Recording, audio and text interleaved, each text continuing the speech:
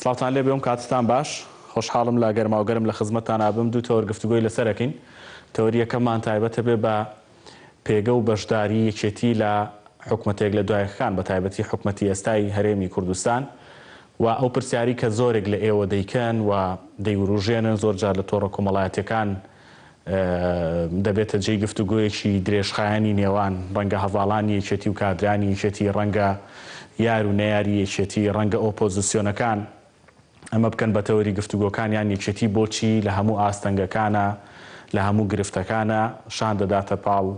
گرفتەکان ئاستەنگەکان و باری لاری حکوومەت ئەگەرگوێتە لێژی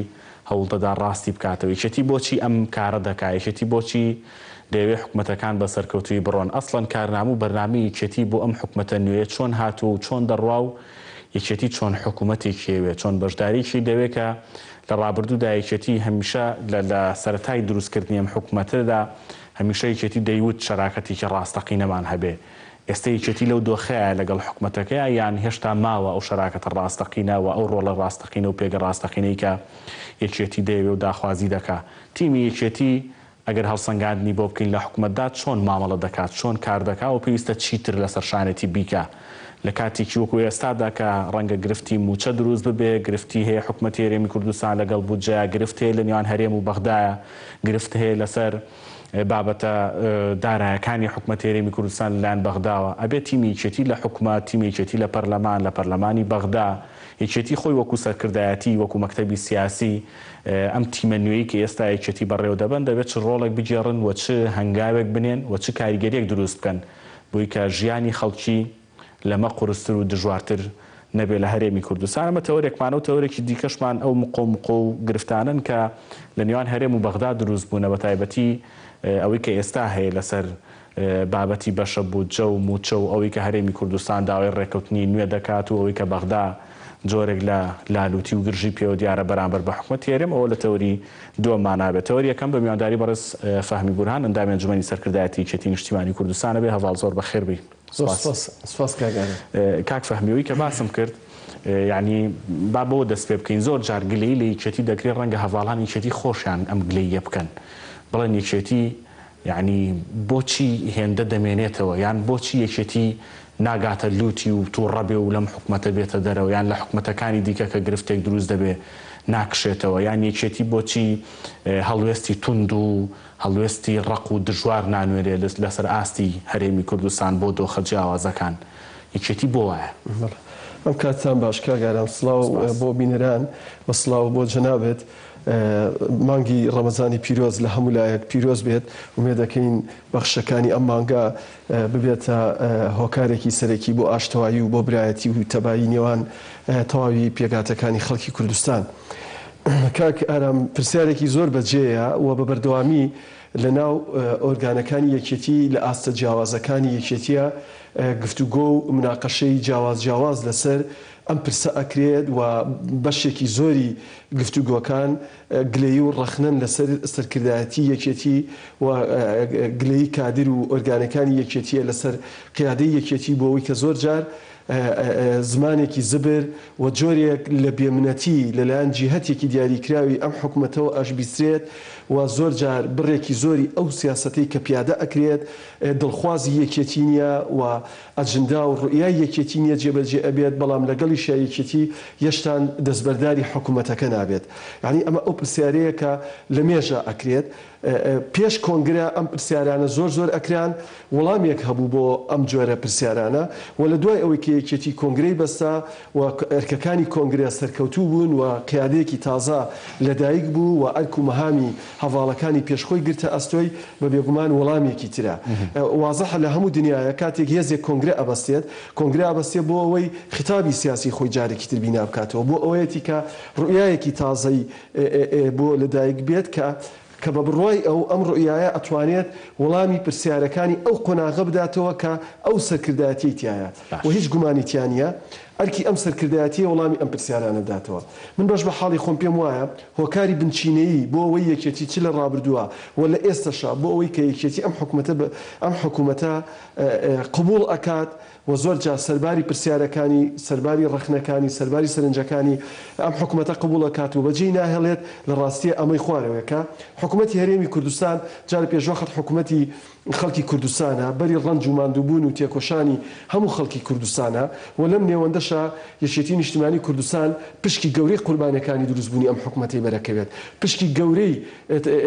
خوێن ڕشتن و گیان فیدایی پارێزگاریکردنی ئەم حکوومەتی بەرەکەوێت ڕاستە ئەم حکوومەتە زۆر جار بەداخەوە یەک ڕەهەندی بیرکردنەوە یەک ئاراسی بیرکردنەوە یەک خیتابی زاڵ ئەیەوێت هەموو جیاوازەکانی حکوومەتەکە قوت بدات وەک بە جۆرێک کار ئەکات کە لە ڕاستیە بە ئەندازەیەک بێباکە بە ئەندازەیە کە زۆر جار هەست بە بێباکیەکەی کە گومان لە دڵسۆزی ئەو برادرانە دروستەکەی گومان دروستەکەی لە خیتابیان گومان دروستەکەی لە عەقڵیان گومان دروستەکەی لە بیرکردنەوەیان گومان دروستەکەی لەو هەموو هەڵە گەورەی کە ئەیکەن کە جار وایە تەمەنی هەڵەیەکی گەورە بۆ هەڵەیەکی تر 2 ساڵ نابێت یعنی بە درێژایی مێژووی هیچ نەتەوەیەک نەبووە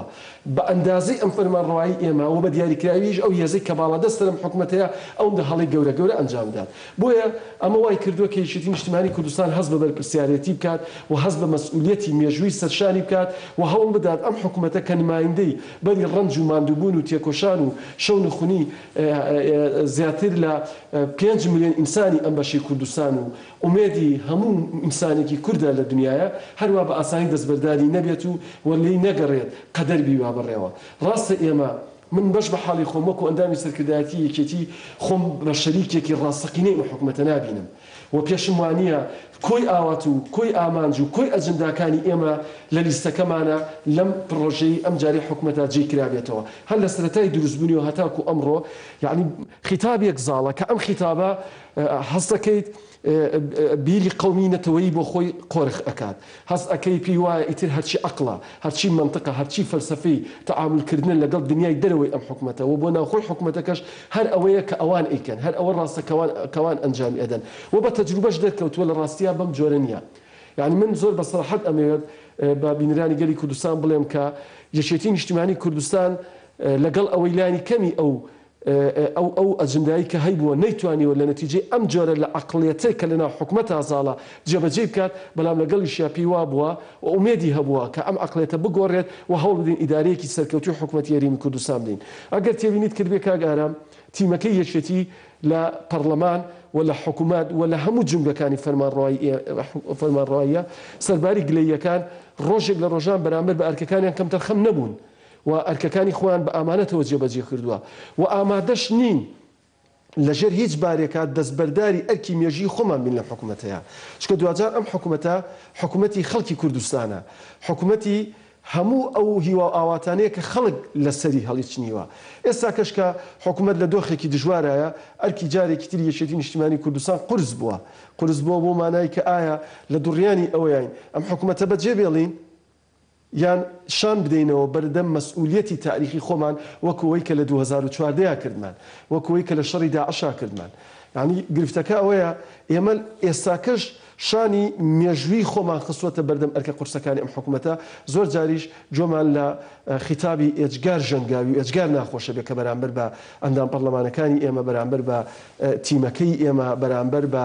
یەکێتی و بەرامبەر بە سەرکردایەتی یەکێتی ئەکرێت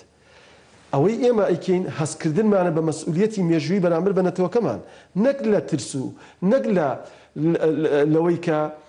هەندێک جۆر لە خیتاب بتوانێت پاشەکشێ بە مەبادیەکانی یەکێتی بۆ ژیانی فەرمانڕەوایی بۆ ژیانی پێکەوەی و بۆ بەدیهێنانی داهاتوویەکی باشتر بێوەنێتەوەکەمان ئێستا بەتایبەتی لە پارێزگای سلێمانی و بە تایبەتی تر بە دیاریکراوی کە ڕۆڵی ئەوانە ئەنجومەنی پارێزگای سلێمانی کار لەسەرەوەکەن کە لامەرکەزیەت ئەو یاسایانی کە تایبەتن بە بواری لامەرکەزی و پێدانی دەسەڵات بە پارێزگاکان لە هەرێمی کوردستان ئەپدەیت بکرێنەوە نوێ بکرێنەوە و کارا بکرێنەوە و کاریان لەسەر بکرێ وەکو یەکێتی ئێوە وەکو سەرکردایەتی یەکێتی ڕەتان لەگەڵ ئەم بابەتەیە چۆنە پشتیوانی لە هەنگاوێکی لەو جۆراکەن کە لامەرکەزیەت ببێتە قۆناغێکی نوێ لە ژیانی حکومڕانی و ئیداری لە هەرێمی کوردستان پێتان وایە بۆم قۆناغی وەکو یەکێتی لامەرکەزیەت کاریگەری خۆی دەبێت مادەم لامەرکەزیەتی شێوازێکی یان ئالیەتێکی بەڕێوەبردننی دەوڵەت و ژیانی فەرمانڕەواییە و دنیای غەربیش و دنیای پێشکەوتوش و کۆمەلگا پێشکەوتوەکانی دنیاش ئەم جۆرە لە سیستەمەیان تێست کردووە و تاقییان کردوێتەوە و دەرکەوتووە موفق بوون لەوەی کە دەسەڵاتەکان لە شوێنێکی دیاریکراوە قەتیز نەمینێت و دابش بکرێت مەسئولیەتەکە بەسەر کۆی جونگە جیاوازەکانی ژیانی فەرمانڕەواییە مادام تەجروبەیە سەرکەوتوو بووە و تەجروبەیەکیش نییە بۆ ڕەتکردنەوەی بەها گەورەکانی نەتەوەکەمان و تەجروبەیەکیش نییە بۆ ڕەتکردنەوەی بنەما بنچینەکانی فەرمانڕەوایی لە هەرێمی کوردستانە ئەکرێت تاقی بکرێتەوە ئەکرێت کاری لەسەر بکرێت ئەگەر چیش ئێمە هەتاکو ئێستا کە لەم بارەیەوە بەڕسمی هیچ جۆرە گفتوگۆیەکمان نەکردووە و ئەوەی کە کراویشە نوێنەرانی هەڵبژێراوی خەڵکی کوردستان لە سنووری ئەنجومەنی پارێزگای سلێمانیە کردویانە بەڵام با ئێمە پرسیارەکە بە دیوێکی تر بکەین کاک ئارام ئەم پەتایی کە تووشی مرۆڤایەتی بووە لەناو مرۆڤایەتی شابەرەوەکی خەڵکی کوردستانی گرت جۆرێک لە لامەرکەزیەت ئەبیندرا ئەوەی کە لە سلێمانی کرا مۆفەق بوون تایان مۆفەق نەبوون سەرکەوتوو بوون یان نەبوون باش ئیدارەی ئەم مەترسیەیاندا یان باش نەیاندا بە بێگومان کە سەیر ئەەکەی تەجروبەکە تەجروبێکی سەرکەوتوو بووە لە پاڵیشە حکوومەت هێرمی کوردستانیش هاوکاری کردوون دامی کردوون یعنی کارەکە پێکەوە تەواو بووە ئێمە لە سەرەتاوە بڕوامان بەوە بووە کە دەبێت پێکەوە ئەرکە مێژوویەکە جێبەجێ بکەین پێکەوە ڕوبەڕووی بڕیار و ڕاستواردە و مەترسیدار و قورسەکان ببینەوە چونکە ئەگەر هەمومان بەشێک بوون لە بڕیار بە بێگومان هەمووشمان شانەدەینە بەردەم بەرپرسیارەتی بەڵام کاتێک کە من حەز نەکەم بەشێکم لە بڕیاری سیاسی لە کوردستانە حەز نەکەم من ئەو ئەجندایی کە هەم بووە لە قایمەیەکە و ئەو خیتابی کە هەم بووە بۆ دەنگدەرەکانم لایانی کەمی نایەتە دی بە بێگومان ئاساییە من لەم حاڵەتەیە ئالیەتەکانی تری فەرمانڕەوایی بیری لێ بکەمەوە بەڵام بە شێوازێکی ئاشتیانە دوور لە کاری تونند و توژی و دوور لە پێدا هەڵپژان و دوور لە هەنگاوێک کە زیان لە تەجروبەکە بدات ئەو تەجروبەی کە پێوترێت تەجروبەی حکوومەتی هەرێمی کوردستان وەڵا کاک فەهمیەوەی کە یعنی پرسیارە ئەوەی کە پرسیارە جدێکەیە یەکێتی چۆی حکوومەتەوە بەو مەرجەی کە شەراکەتی ڕاستەقینە بەدی بێ شەراکەتێک کە نەک تەنها یەکێتی خۆی و هەموو ئەو هێزانی تر کە هەرسێ هێزەکە کە حکوومەتیان پێکەناوە هەرسێکیان بەیەکەوە بڕیار دەربن لە قۆناغەکانی ئایندەی ژیانی حکومڕانی لە هەرێمی کوردستان و بە قسەکانی تۆشداوە دەردەکەوێت کە هێشتا یەکێتی نەگەیشتەوە بە شەراکەتی ڕاستەقینە ئەم شەراکەتی ڕاستەقینەیە گەربگەمەوە بە پرسیار لە دۆخی ئێستاوە زامجارێکی تریژ ئێمە مقابلەمان کرد باسمان لە شەراکەتی ڕاستەقینە کریکێتی لە شەراکەتی ڕاستەقینەیە چی ئەوێ تۆ ڕوونت کردەوە ئەو کات من بیرمە ئێستا بۆ ئەم قۆناغی ئێستا شەراکەتی ڕاستەقینە چیەکە یەکێتی داوای کرد بۆ ئێوەی کە ئێستا ئێمە گفتوگۆی لەسەرەکەی کاک ئارام بە بێگومان ئێمە کە باز لە شەراکەتی ڕاستەقینە و باز لەواکەین کە بەشێک بین لە بڕیار لەم تەجروبەی کە پێوتێت تەجروبەی هەرێمی کوردستان بە بێگومان مەبەستمانە لەو بڕیارانی کە بڕیاری استراتیژین و بڕیاری چارە نووسازن و بڕیارێکن کۆی کایەکانی کۆمەلگەی کوردەواری لە نەتیجەی بڕیارێکی تەندروستیە تەندروست ئەبێ و لە نەتیجەی ئینفرادکردن لە بڕیارێکی چارە نووسازان نەتەوەکەمان و پێکاتەکانی خەڵکی کوردستان ناتەندروست ئەبێت قسەکەی ئێمە لەوەیە کە ئەو بڕیارانی کە پەیوەستن بعدی نیشتیمانیان هەیە پێویستە کۆدەنگی لەسەر وەربژیرێت و پێویستە هەموو هێزێک بە ئەندازەی خۆی گوێی لێ بگیرێت و ئەگەر هێزێکیش چەند بچووکیش بێت تەنانەت لە پەرلەمانیشان نەبوو و توانی پرۆژێکی منطقی و پرۆژێکی عەقلانی پێشکەش بکات و لەسای ئەو پرۆژەیە بتوانێت ئاوات و ئامانجەکانی خەڵکی کوردستان بێتە دی ئێمە ئەو وەکو پرۆژێکی استراتیژی تەماشای ئەەکەین ئەیکەین بە بنەمای کاری فەرمانڕەوایی خۆمان یەکێک لەو پرسانی کاک ئارام ئێمە هەر لە سەرەتاوە مولە حەزەمان لەسەری هەبووە پرسیینەوت بووە ڕەنگە خەڵک بپرسێ بۆ تەنها پرسیینەوت لە وڵاتی ئێمەیە لە 1990 داهاتی ئەم وڵاتی ئێمە لە نەوت پێک هاتووە یعنی کۆی داهاتی ئەم نەتەوەی ئێمە لەسەر نەوتە بۆیە ئەمە پرسێکی ئێجگار گرنگە خۆ ئەگەر ئێستاکە لە 1930 داهاتی هەرێمی کوردستان لەسەر نەوت بواە بە بێگومان ئێمە ئەوەندە بەلامانەوە گرنگ نابوو چونکە دڵنیا ئەبوون لەوەی کە نەتەوەکەمان برسی نابێت یعنی تەعاملکردن لە پرسی نەوت لەگەڵ بەغایە تعاملکردن لەسەر ئەو عەقدانی کە کرا لەگەڵ کۆمەلگەی نێودەوڵەتیان لەسەر مەسەلەی نەوت بە بەردەوامی ئێمە پێمان وا بووە کە دەبێت شەفافتر بێت و وازەحتر بێت دایمەن لە کۆمەلگەی کوردەواریە پرسیاری ئەوە کرا ئێمە نەوتە فرۆشینیان نەوتەکڕین یعنی ئەمانە پرسیاری جدی بوون بە بەردەوامی ئێمە پێمان وا بوو بەغداد شاڕی چارەسەرکردنی کێشەکانی ئێمەیە ئێستا حکوومەت هێرم گەیشتۆتە خەنا بەڵام دوای ئەوەی کە خەریکە میلەتەکەمان برسی ئەبێت یعنی ئێستاکە حکوومەت هێرێمی کوردستان ئێمە کاتێک ئەمانوت با مەلەفی نەوت تەسلیمی بەغا بکرێت کاتێک ئێمە ئەمانوت با بەغا ببێتە شاڕی چارەسەرکردنی کێشەکانی ئێمەیە لە ڕووی استراتیژیەوە ئەگەر ئێمە بمانێت هەر ئامانجێک بهێنی نەدی دەبێت بگەڕینەوە بۆ بەغا ئەو کاتە خەڵکانێک پیان هەبوو لە تاران و لە ئەستەمبول و لە ئەنقەرەوە دەبێت ئێمە کێشەکانمان چارەسەر بکەین ئێمە پێمان وابوو دەبێت لە هەولێر و لە بەغا کێشەکانمان چارەسەر بکەین خەڵکێکە بوو پێی وابوو دەبێت لە ئەستەمبول کێشەکان چارەسەر بکرێت نەتیجەی ئەوەی کە ئێمە ئەمانوت ئێستاکەیە باس ئەکرێت کە حکوومەت یاریمی کوردستان ڕازی بووە کۆی مەلەفی نەوتی تەسلیمی بەغا بکرێت و من لێرە پرسیارێکشم بۆ دروست بووە بەڕاستی عنی بۆ تجێ پرسیار ئەم بابەتە وەزیرێک ئیعلانی کرد کە وەزیرەکە یەکێتیە وەزیری پلاندانانە و کاک دکتۆر دارایە من بەڕاستی ئێستاش پرسیارم لا دروست بوو هۆکار چییە بەڕسمی حکوومەت یاریمی کوردستان ئەم بابەتە ئیعلان ناکات لە کاتێکا وەزیرێکی ئیعلانێکە کە وەزیری یەکێتیەدا هەڵبەتە من پێم خۆشە ئەم وەزیرە ئەمە ئیعلان کردچکە و بەشێک بۆ لە ئەجندای ئێمە بەشێک بۆ لە قەناعەتی ئێمە ئەمە هەرگیزی یەکسان نییە بە تەسلیم بوون کاگارام هەرگیزی یەکسان نییە بۆ خیتابە ناسیۆنالیزمە قەومیە بەدیوە سلبیەکەیە کە ئەوترێت بۆ بەرامبەر بە قەزی کوردی ئێمە لە مەرحەلەیە پێویستن نیشتیمانەکەمان و نەتەوەکەمان سەلامەت بکەین لە برسێتی بیپارێزین خی گەورە لە قورآنا فەرمێ ئەطعمەهم من جوع وآمنهم من خوف لە برسێتی بیان پارێزا پاشان مەسائلی ئەمن و لە دوای ئەوە بابەتەکانی تر دێتە پێشەوە بۆیە ئێمە هەمیشە پێمان وابوو ئەکرێت بە شێوەیەکی عەقلانی ئەم هێزانی کە حکومەتیان پێکێناوە لە دەوری یەک وەرەقەی هاوبەش کۆ ببنەوە و هەمومان بەشێک بین لە بڕیاری سیاسی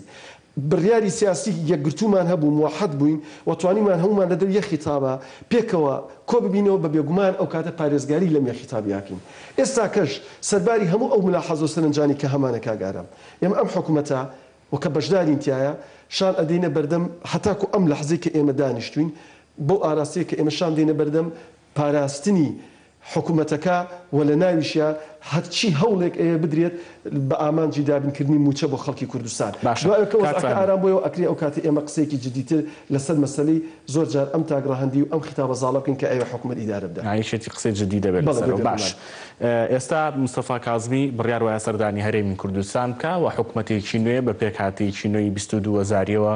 لە بەغدا پێک بهێنێت دیدی یەکێتی بۆ ئەم حکوومەتە نوێیە بۆ مستەفا کازمی بۆ چۆنێتی بەشداری کورد بۆ پێگەی کورد بۆ ڕێکەوتنی کورد لەگەڵ بەغدا چۆنە کاک ئارام ئێمە لە ڕووی مەبدەئیەوە پێمان وایە کێشەکانمان دەبێت لە بەغا چارەسەر بێت باش یعنی ئەمە زۆر بابەتێکی گرنگە یەکێتی پێی وایە بەغداد شاڕی چارەسەرکردنی کێشەکانی ئەم بەشی کوردستانە و دەبێت ئێمە لە ڕووی سیاسیەوە لە ڕووی سەربازیەوە لە ڕووی اقتصادیەوە هەوڵ بدەین لە ڕێگەی گفتوگویەکی عەقلانی هاوسەنگەوە لەگەڵ بەغای کێشەکانی خۆمان چارەسەرکەین تەجروبە ئەمەی دەرخست بە بێگەڕانەوە بۆ بەغا ئێمە ناتوانین 1 سانتیمەتر لە بەدیهاتنی ئامانجەکانمان نزیک ببینەوە کاتێک ئێمە ئەمە مەبدە ئەلامان بۆ ئێمە گرنگ نییە چه ئەبێتە ڕێز و زەرا دەرکەوت لە سەرەتاوە لە 2004ەوە هەتاوەکو ئەمڕۆ جیاوازێکی ئەوتۆ لە ئەدای سەرۆگۆزیرانەکانی حکوومەتی عێراقیان نییە بە بڕوای من گرنگە ئێمە هەر کەسێک ئەبێتە ڕێز و زەرا پشتیوانی ئەو کەسە بکەین کە زەمانەتی جێبەجێکردنی زۆرترین لە داوا سیاسی و داوا نیشتیمانی و داوا اقتصادیەکانی خەڵکی کوردستان دەکات پشتیوانی لەو کەساتیە بکەین کە دان بە کوردستانی بوونی کەرکووگلانی کەم دان بە زیندوێتی مادی 140 بدات پشتیوانی ئەو کەساتیە بکەین کە بڕوای بە گفتوگۆ بە دیالۆگ هەبێت ئینسانێکی زۆر مەذهبی نەبێت توانای ئەوەمان هەبێت کە ئەم ئینسانە ئاسێکی معریفی نیشتیمانی هەبێت تەنها بە عەقڵێتێکی عروبا یان عەقڵێتێکی شیعەگەرایی زاڵ نەبێ بەسەریا هەر وەکو چۆن من خۆم کە بەو ئەڵێم عروبە زاڵ نەبێ بەسەریا ئەو هاش بە سەرکردایەتی سیاسی کورد ئەڵێم واز بێنن لەم خیتابە ناسیۆنالیزمیە تۆندەی کە دیار نییە چارەنووسینەتەوە کە ئێمە بەچوو ئەگەیەنێت ئازایەتی لەوەیان نییە تۆ بێ خیتابی گەورینەتەوەی بەرز بکەیتەوە سرودی ئەی ڕەقیب لە پایتەختی وڵاتەکانی دنیاە بڵیتەوە ئازایەتی ئێستا ئەوەیە نێڵی نەتەوەکەت برسی بێت نێڵی نیشتیمانەکەت بکەوێتە بەردەم هەژمونی مەترسیەکی گەورەتر لەوەی کڕۆنا کە بەسەری هێناین بۆیە من پێم وایە ئەوەی کە ئەبێتە ڕێز و زەرای عێراقی ئەو کەسەیە بەنسبەت ئێمە ئەو کەسە پشتیوانی ئەو کەسە بکەین کە زۆرترین لە خواستەکانی خەڵکی نەتەوەکەی ئێمە بەدیدێنێت ئێستا کە مستەفای کازمی بەگشتی هەتاکو ئێستا دیالۆگ باش ڕۆشتووە لەگەڵیان تەفاهمی هەیە بۆ کێشەکانمان هەموو ئەوانی پێشووتریش لە سەرەتاوە ڕوئیان باش بۆ قەزیەکەمان و تەفاهمیان هەبوو لەگەڵمانە ئەگەر بەوجدانی شەڵین یەکێتی پارتی سەرباری جیاوازیەکانیشمان پێم وایە خەباتی هاوبەشی پێکەوەیمان هێشتا زۆر ماوە و دەبێت کار بە و بەدیهاتنی ئەم خەباتە هاوبەشە بکەین و ئەگەر هەردوو لامان بتوانین یەک خیتاب بین بۆ مواجهەکردنی ئەم وەزعە تازەی کە ئێستا لە عێراقایە و دروستکردنی حکوومەتەکە و ئەم بارگرژەی کاتوتە پێشەوە بە بێگومان ئەتوانین هەم لە ڕووی نەفسیەوە خەڵکی کوردستان ئارام بکەینەوە و هەمیش بەشێکی زیاتر لە داواکانی خەڵکی کوردستان بهێنینەدی بۆیە ئێستاکە من بڕوام وایە جارێ زۆر زووە قسە لەسەرەوەکەی مستەفای کازمی چی ئەکات بەڵام ئەوەی کە گرینگە ئەوەیە یەکێتی نیشتیمانی کوردستان ئێستا خاوەن قەرارە ئەزانین لە چۆ بڕیار دێت ئێمە ئێستا مەرجعی بڕیارمان هەیە و کۆی ئەم بابەتانە لە کۆمیتەی سەرکردایەتی مناقەشێکی ورد و جددی ئەکرێت و لەوێ ئەبێتە بڕیاری یەکێتی و کاتێک کە بڕیارێکیش ئەدەین هیچ کەسێک نییە لە ناو یەکێتیا بڵێ من ئاگام لەم بڕیارە نییە و دەرفەتی ئەوە نەماوە ئێمە خۆمان وەکوەوەی کە بەداخەوە زۆر جار لە ڕابردووە لە ناو یەکێتیە ئەمە هەستی پێ ئەکرا یەک خیتابین و لەسەر ئەم بابەتانە پێک و گفتوگۆ ئەەکەین و مەرجعی قەرارمان هەیە هەموو ئەمانە بەسەریەکەوە مالەکە تەندروستتر بین بۆ تەعاملکردن لەگەڵ ئەم پرسەیە هیوادارم لەسەر ئاستی هەرێمی کوردستان ئێمە بتوانین چەند کەسێک لە فەیسبوک بۆی نووسیوم لە تۆڕی کۆمەڵایەتی فەیسبوک تەوعان لە پەیجی گەرما و گەرم باز دەوە دەکەن کە ینی مادەم کاکفەهمی ئەندامی سەرکردایەتیە و ئەندامێکی سەرکردایەتی میوانە لە بەرنامەی گەرما و گەرم نەوێ ئەجوایی ئەوەی کە ئیستا باست کرد ینی یەکێتی بە یەکەوە بڕیار دەدا بە یەکێتی بە یەکێتیانە قسە دەکا بە یەکێتیانە بڕیارەکان هەڵدەسەنجێنێ و سەرچاوی بڕیار و مەرجعی باڵا هەیە ئێستا لە ناو یەکێتیە کە دەڵێ ئەمە باشە ئەمە خراپە هەموو بە یەکەوە بە کۆدەنگی دەیانوێت بەشێک لەو ئەجواء بە خەڵک بڵێ ئێستا ئەو سەرکردایەتی یەکێتی کە بڕیارێک دەردەکات چۆن دەرێکا کەیچێک دەکا بە مەسئولی شوێنێک چۆن دەیکا لەمە دو ئاگەرێکی بک بە بەرپرس لە ناو حکوومەتە چۆنیکا ئەم تیمەی ئێستا یەکێتی کە سەرکردایەتی یەکێتی دەکەن چۆن چاودێری تیمی یەکێتی ئەەکەن لە حکوومەتە بێ لە پەرلەمانە بێ لە پارێزگای بێ لە پەرلەمانی بەغدایە بێ ئەگەر بە کورتی لە ماوەی دقەیەک دەقەونیە کە ئەوم بۆ باسکەی سوپاس دەکەم چونکە دەیانەوێ بزانن خەڵک دەیەوێ بزانێ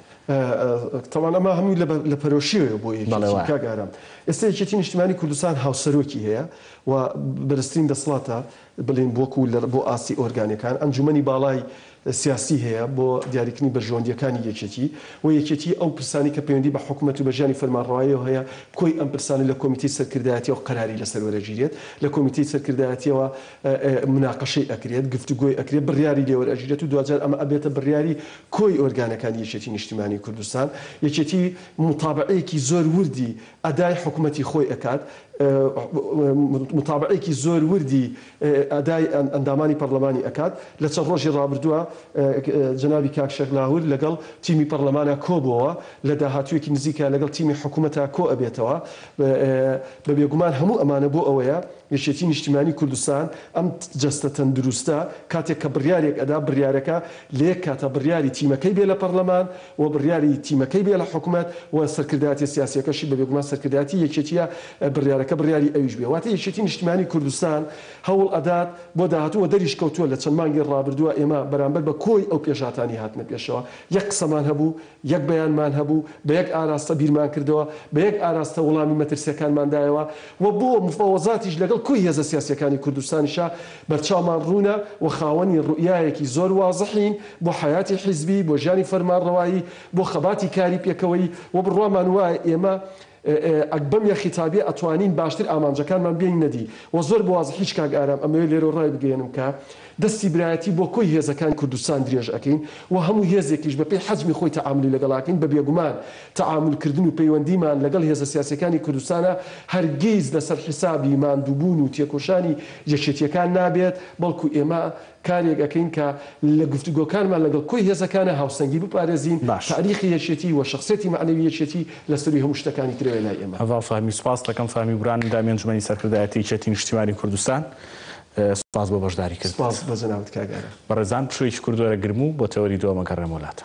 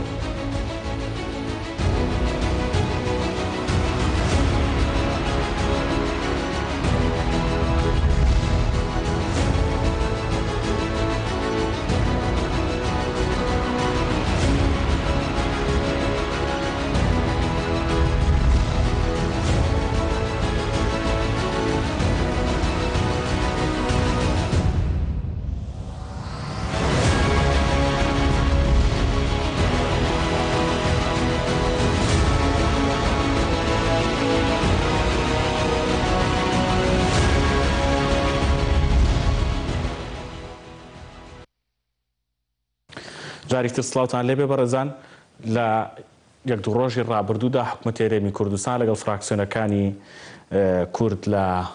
پەرلەمانی بەغدا گفتوگۆی کرد و قسەیان کرد و دۆخی هەرێمی کوردستانیان ڕوون کردەوە و باز لەو هەنگاوە نەکرا کە لە بەغدا بە ئاراستەی کوردستان و لە کوردستان بە ئاراستەی بەغدا هەن. قسە لەسەر موچە و قوتی خەڵکەکەین، قسە لەسەر دۆخی ئێستای دارایی بەغدا ئەکەین، قسە لەسەر ئەگەری ڕێکەوتن لە نێوان هەرێم و بەغدا و دۆخی دارایی هەرێمی کوردستان و دۆخی دارایی بەغدا دەکەین بە میوانداری بەڕێز شیروان میرزا ئەندامی ئەنجومەنی نوێنەرانی عێراق کە لەسەر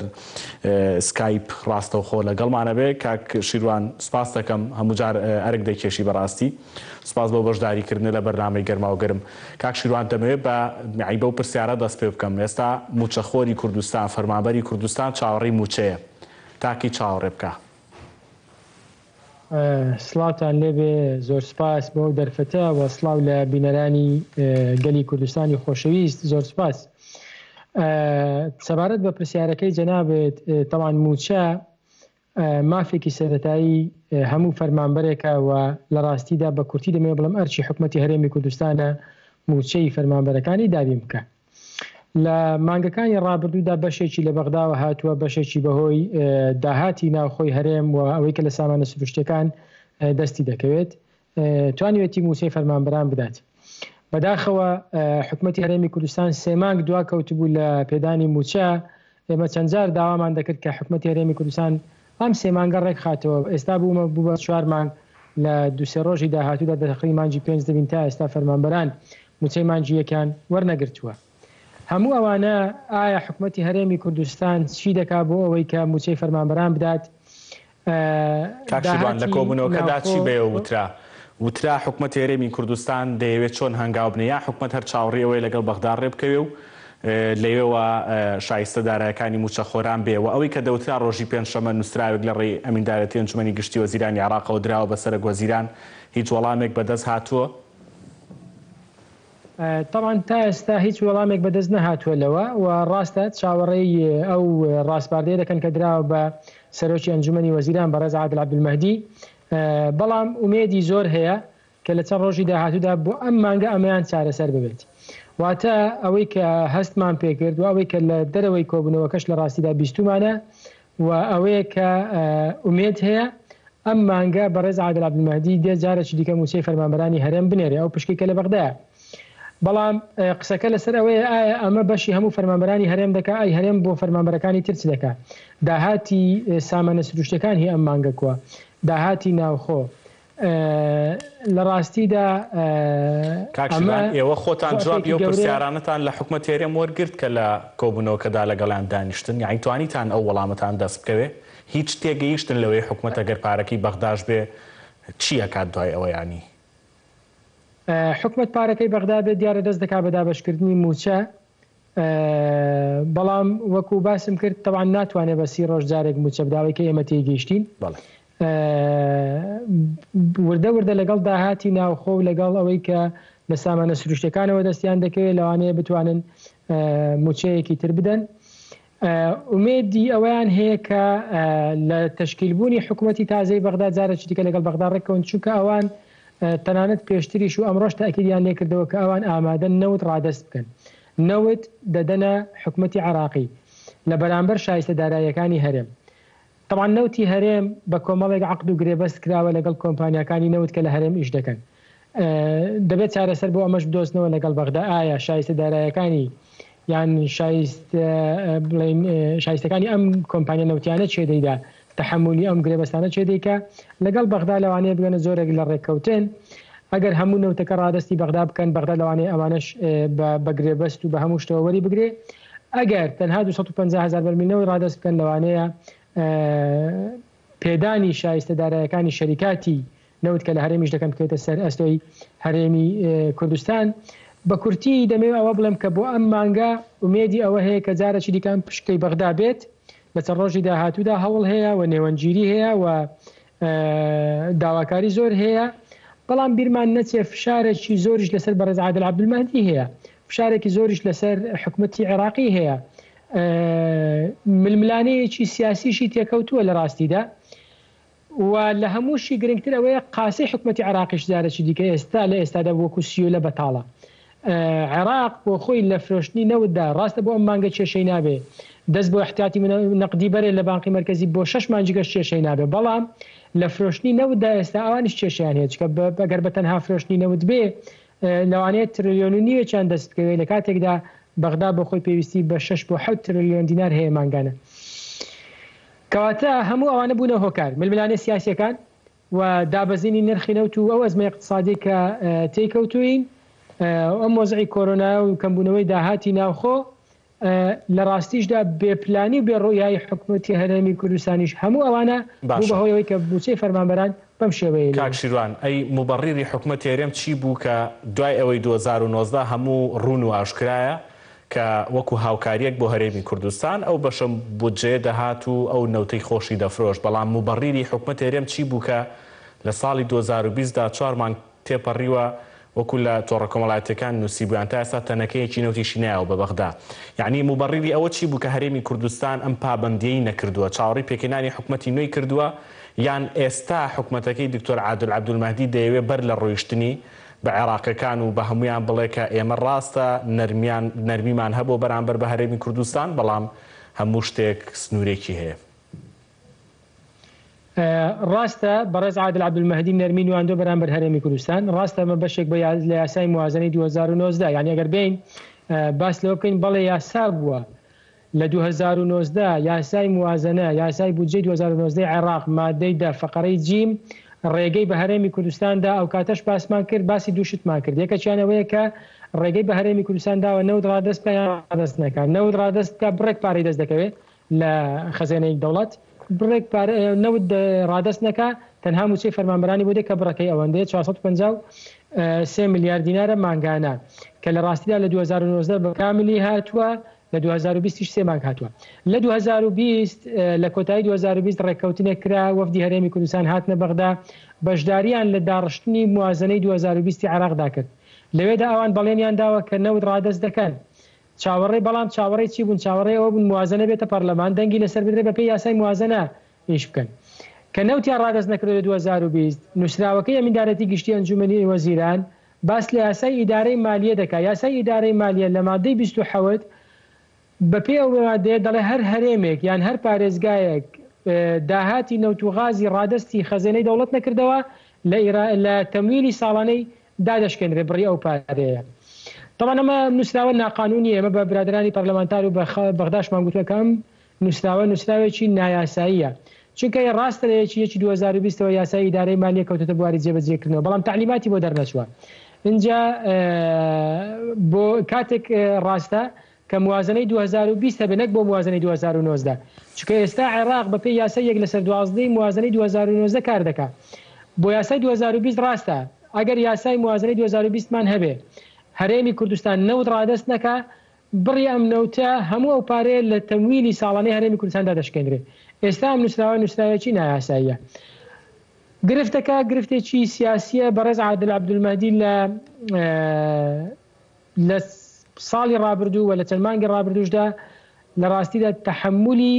ڕەخنە و گلەیی زۆری تەنانەت لایەنە شیعەکانیشی کردەوە لەسەر ناردنی پشکی هەرێمی کوردستان ئێمە قسەیەک هەیە کە بەڕێز عادل عەبدولمەهدی لە کورد نیگەران بێ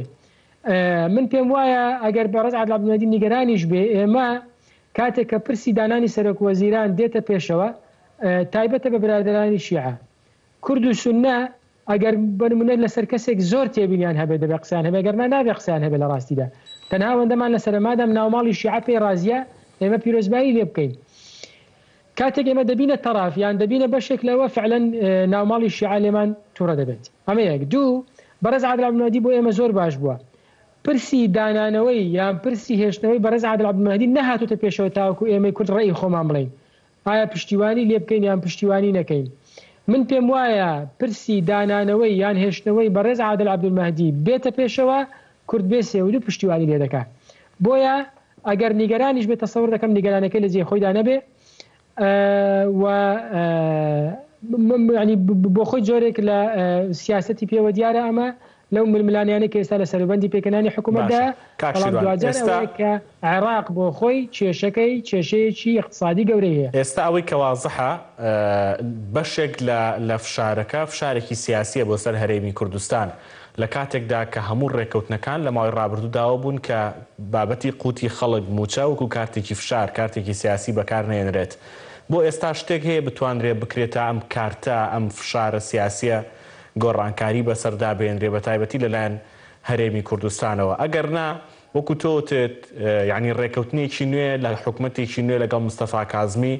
ڕەنگە دۆخەکە یەکلا بکاتەوە بە کۆتای بێنێ، بەڵام ئەم ڕێکەوتنە نوێیە ئەم دۆخە نوێیە تەنها بەڕاددەستکردنی مەلەفی نەوت کۆتایی پێدێ، ئەمە نابێتە سەرەتایی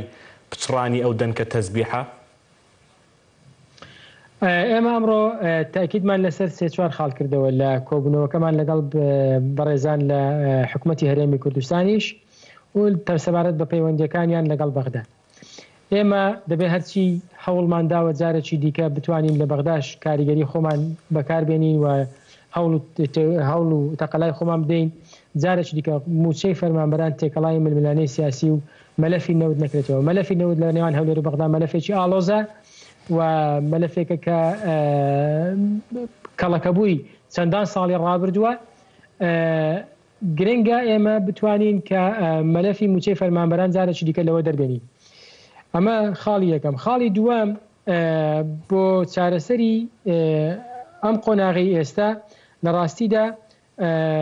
حکوومەتی هەرێمی کوردستان دەبێ بە سیاسەتێکی نوێ و بە پلانێکی نوێ هەم لەگەڵ بەغدا هەم بۆ ناوخۆش ورتر هەنگاو بنێ و بزانێت کە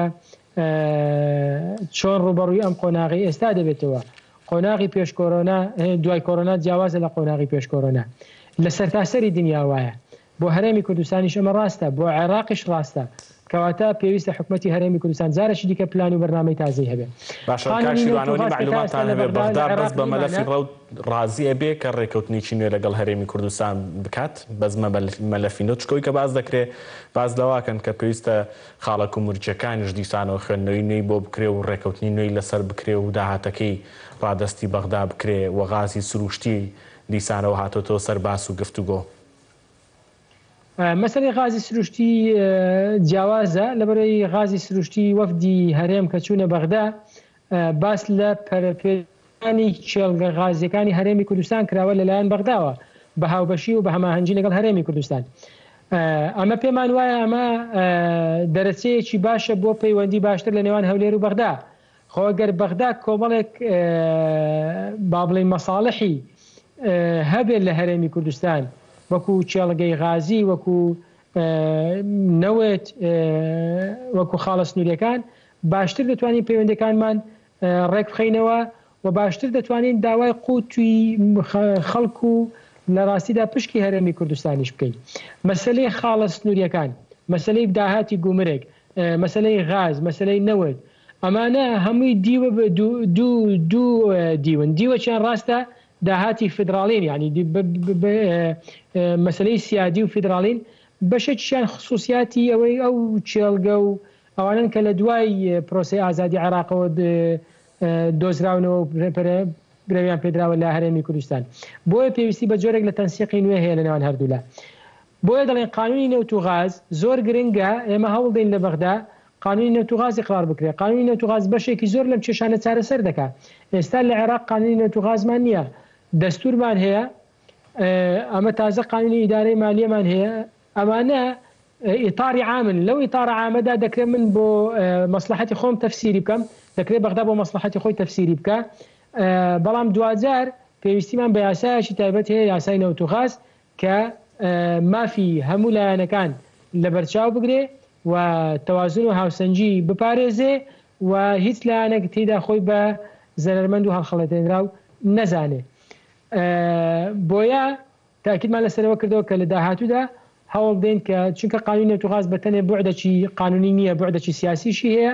دەبێت هەرێمی کوردستان لەگەڵ بەغدا بگەن زۆرێک لە لێک تێگەیشتن لەسەر قانونی نەوت و غاز. باشە کاک شیروان ئەوەندەی زانیاری بێ وەکو دواپرسیار لە جەنابەتی بکەم مستەفا کازمی کەی سەردانی هەرێمی کوردستان دەکات و پێکێنانی حکوومەتەکەی و دەنگدان لەسەر کابینەکەی ئەوەندەی زانیاریتان هەبێت دەکەوێتە کێیەوە و پێکاتی حکوومەتەکەی چۆنە ئەگەر باسێکمان بۆ بکەی سپاس دەکەم. بەڕێز مستەفا کازمی تا ئێستا زیاتر ڕاستە لەگەڵ سونەکانیش جۆرێک لە گفتوگۆی کردووە لەگەڵ کوردیش بە ناڕاستەخۆ هەر گفتوگۆی کردووە چکە بەڕاستەخۆ تا ئێستا نەسەردانی هەرێمی کوردستانی کردو و نەزانی ومانە بەڕاستی لە بەغدا لەگەڵ بەرپرسانی کورد دانیشت بێ. بەڵام تا ئێستا گرفتی ناوماڵی شیعی هەیە، شیعەکان بۆ خۆیان لەسەر چەند وەزارەتێک و لەسەر چەند کەسایەتێک کە دەنج ناویان هاتووە بۆ وەزارەتەکان ڕێک ناکەون. دوێنێ شەو بۆ 2000 لە ماڵی بەڕێز مالکی کۆبوونەوەیەکیان کردووە، ڕاستە جۆرێک لە نەرمیان واندوە بەڵام تا ئێستا ڕێک نەکەوتون بە تەواوی. لەسەر وەزارەتی نەوەدی ئیشکالیان هەیە، لەسەر وەزارەتی خارجی ئیشکالیان هەیە، لەسەر وەزارەتی داخلیە ئیشکالیان هەیە. ئەوانە تا ئێستا نەیتوانیوە ئەو ناکۆچانی ناوماڵی شیعە ڕێک بخە. 2000 بۆ هەرێمی کوردستان لە ڕاستیدا ئێمە چاوەڕێی دووشتین لە بەڕێز مستەفا کازمی. یەکەچیان کارنامەی حکوومەتەکەی ئەعلام بکە، چونکە ئێمە کۆمەڵک مەلەفی هەڵپەسێنراومان لەگەڵ بەغدا هەیە، بزانین ئایا ڕوئیای حکوومەتەکەی بەڕێز مستەفا کازمی بۆ ئەم مەلەفە هەڵپەسێنراوانە، بۆ ئەو کێشانی نێوان هەولێر و بەغدا، بۆ چارەسەری موچەی فەرمانبەران، شایستەداراییەکانی جوتیاران، مەسلەی پێشمەرگە، ناوچە دابڕێنراوەکان، هەموو ئەوانە بابزانین بەڕێز مستەفا کازمی ڕوئیای چۆناوە پلانی لە حکوومەتەکەدا چیە، بۆ ئێمە گرنگترە لەوەی چێ دەبێتە وەزیریان چێ نابێتە وەزیر. 2000 پشکی هەرێمی کوردستان لەناو حکوومەتەکەی یان با بڵێن پشکی کورد لەناو حکوومەتەکەی بەڕێز مستەفا کازمیدا دیارە وەکو پێشتر کە سێ وەزارەتە و یەکەشیان سیادی دەبێت. ئێمە دەتوانم بڵێم زۆربەی فراکسیۆنە کوردستانیەکان و بە تەحلیلیش دەمەوێت باسی ڕوئیای یەکێتی نیشتیمانی کوردستان بکەم. ئێمە وەکو یەکێتی نیشتیمانی کوردستان تاکید لەسەر ئەوە دەکەینەوە کە بەشێک دەبین لە چارەسەر، بەشێک نابین لە کێشە و گرفت، لە تەوافقی کوردی دەرناچین. پێمان باشە هەموو کورد یەک خیتاب و بە یەک تیم گفتوگۆ لەگەڵ بەڕێز مستەفا کازمی بکە و پێمان باشە تاکید لەسەر مافە دەستوری و مافە داراییەکانی هەرێمی کوردستان بکەینەوە و لەسەر هیچ شخصێک و لەسەر هیچ وەزارەتێک بە تەحدید ڤیتۆمان نییە و مافەکانی خەڵکی کوردستان ناکەین بە قوربانی هیچ کەسێک و هیچ وەزارەتێک. زۆر سپاس دەکەم بەڕێز شیروان میرزا، دامی ئەنجومەنی نوێنەرانی عێراق. سپاس دەکەم ڕاستەخۆ لەگەڵمان بووی. سپاس بۆ ئێوە، سپاس بۆ کۆمنتەکانتان. هەر شاد بن و خواتان لەگەڵ.